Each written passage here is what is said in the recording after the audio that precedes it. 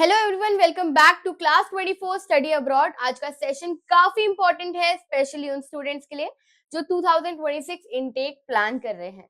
आज हम honestly discuss करने वाले हैं कि should you really choose New Zealand in 2026।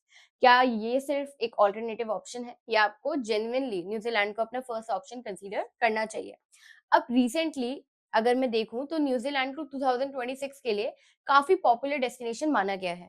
अगर मैं यूएस, यूके, कनाडा, ऑस्ट्रेलिया की बात करूं तो यहाँ पे अभी बच्चे जो स्मार्टली प्लान कर रहे हैं वो न्यूजीलैंड भी चूज कर रहे हैं। अब यहाँ पे समझते हैं कि क्यों, क्या प्रोज है, क्या कॉन्स हैं, आपको चूज करना चाहिए या नहीं। अब न्यूजीलैंड का जो सिस्टम है वो काफी ज्यादा प्रेडिक्टेबल है। अब यहाँ पे आपको सिर्फ 8 पब्लिक यूनिवर्सिटीज मिलती है और सब ग्लोबली रैंक्ड और गवर्नमेंट रेगुलेटेड है। इसका मतलब ये है कि रैंडम प्राइवेट कॉलेजेस का जो कंफ्यूजन है वो यहाँ पे आपका थोड़ा सा कम हो जाता है। और अगर मैं एजुकेशन क्वालिटी की बात करूँ तो वो भी यहाँ पे आपको काफी अच्छी मिलती है। और एक और इम्पोर्टेंट चीज जो यहाँ पे आपको देखने को मिलेगा, इमिग्रेशन स्टेबिलिटी। अब जहाँ कुछ कंट्रीज में वीजा रूल्स जो है वो फ्रीक्वेंटली चेंज हो रहे हैं, न्यूजीलैंड कंपैरेटिवली काफी स्टेबल हो चुका है। अब यहाँ पे आपको पोस्ट स्टडी वर्क वीजा भी जो है वो 3 साल का मिलता है। डिपेंड करता है कि आपकी क्वालिफिकेशन क्या है। Indian student specially IT, business, environmental science, health और कंस्ट्रक्शन रिलेटेड कोर्सेज में इंटरेस्ट दिखाते हैं। ये जो फील्ड्स हैं ये न्यूजीलैंड के जॉब मार्केट के साथ काफी ज्यादा अलाइंड है। तो अगर आप प्लान कर रहे हो तो इन फील्ड्स में से एक फील्ड आप चूज कर सकते हो। न्यूजीलैंड का जो एजुकेशन स्टाइल है वो भी काफी प्रैक्टिकल है। अब यहाँ पे नोट लर्निंग एप्लीकेशन जो है वो काफी फोकस होती है। क्लास साइज जो है वो थोड़ा सा मैनेजेबल होता है। प्रोफेसर से आप अप्रोच कर सकते हो। प्रोजेक्ट्स जो आपको मिलेंगे वो इंडस्ट्री रिलेवेंट होते हैं। तो ये सारी चीजें हैं। मेरे काफी बच्चे हैं जो ऑलरेडी न्यूजीलैंड में पढ़ाई कर रहे हैं, तो उनसे कनेक्ट करने के बाद वहां से पता चलता है कि ये जो एनवायरनमेंट है ये काफी ज्यादा स्टूडेंट फ्रेंडली आपको देखने को मिलेगा। अब बात करते हैं कि वहां पे आपको कितने पैसे लगेंगे और एक्सपोजर क्या रहता है। तो स्टूडेंट्स को 25 आवर्स पर वीक काम करने का जो है वो अलाउंस मिलती है। पार्ट टाइम वर्क आप कर सकते हो ड्यूरिंग आपकी स्टडी पीरियड। अब स्केड्यूल हॉलीडेज के अंदर आप फुल टाइम भी काम कर सकते हो। ये डेली एक्सपेंस आपके यहाँ पे मैनेज करने में आपको काफी हेल्प करेगा। ग्रेजुएशन के बाद पोस्ट स्टडी वर्क वीजा आपको मिलता है जो 3 साल का होता है। अब ये यहाँ का आपका बिगेस्ट एडवांटेज है अगर आप 2026 इनटेक के लिए प्लान कर रहे हो। तो अगर आप प्लानिंग स्टेज में हो और अभी आप प्लान ही कर रहे हो तो यहाँ पे मैं आपको कुछ स्कॉलरशिप्स के बारे में भी बताती हूँ जो आप न्यूजीलैंड में अप्लाई कर सकते हो, अवेलेबल होती है। सबसे पहले आप मेरिट बेस्ड फंडिंग्स के लिए अप्लाई कर सकते हो जो काफी ज्यादा आपके लिए हेल्पफुल हो सकती है।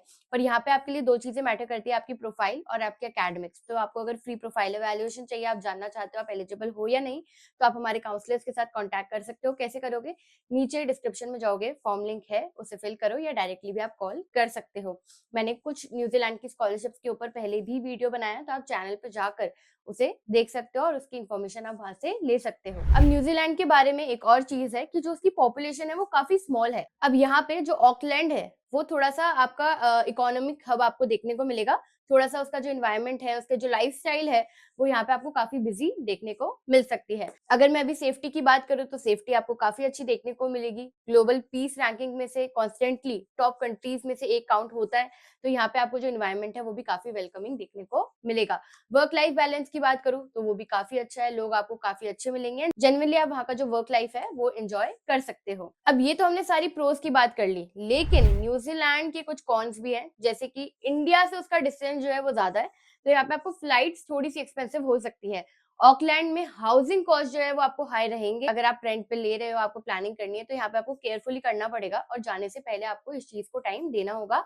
आपको अपनी प्लानिंग करेक्टली यहाँ पे करनी होगी। अब मैं अगर जॉब मार्केट की बात करूँ तो जॉब मार्केट का जो साइज है वो भी स्मॉल है। हर प्रोफेशनल फील्ड में अनलिमिटेड ऑप्शंस यहाँ पे आपको नहीं मिलते। तो यहाँ पे आपको डिसाइड करना होगा कि आप कौन से कोर्स के लिए जा रहे हो। अगर आप एक्सट्रीमली कॉम्पिटिटिव हो, कॉर्पोरेट एक्सपोजर लेना चाहते हो, तो यहाँ पे आपको थोड़ी सी मेहनत भी करनी होगी। पब्लिक ट्रांसपोर्ट की अगर मैं बात करूँ तो हर सिटी में आपको स्ट्रॉन्ग नहीं मिलने वाला। प्राइवेट व्हीकल यहाँ पे हेल्पफुल रहता है। पब्लिक ट्रांसपोर्ट में आपको थोड़ी सी डिफिकल्टी फेस करने को मिल सकती है। अब ये जो फैक्टर्स है ये ऑब्वियस सी बात है, यहाँ पे कवर हो सकते हैं। अगर आप चाहो तो ये जो कॉन्स है यहाँ पे न्यूजीलैंड के अंदर ये आप कवर कर सकते हो। लेकिन अगर आपको अच्छी यूनिवर्सिटी मिलती है, अच्छी स्कॉलरशिप मिलती है, आप किसी कोर्स के लिए जाना चाहते हो जहाँ पे उसकी डिमांड है, तो न्यूजीलैंड बहुत अच्छा ऑप्शन है। अगर मैं पोस्ट स्टडी वर्क वीजा की बात करूँ, एनवायरनमेंट की बात करूँ, तो यहाँ पे आपको काफी चीजें हैं वो अच्छी देखने को मिलेगी। अगर आप यूएस, यूके, कनाडा, ऑस्ट्रेलिया से अलग कोई कंट्री चूज करना चाहते हो तो अभी न्यूजीलैंड काफी अच्छा ऑप्शन आपके लिए हो सकता है।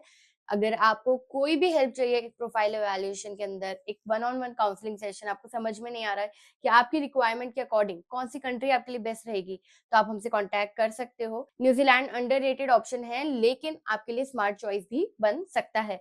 अगर आपको ये वीडियो हेल्पफुल लगा तो चैनल को लाइक, शेयर, सब्सक्राइब जरूर कर देना। इसी के साथ मिलते हैं अगली वीडियो में, तब तक के लिए थैंक यू सो मच।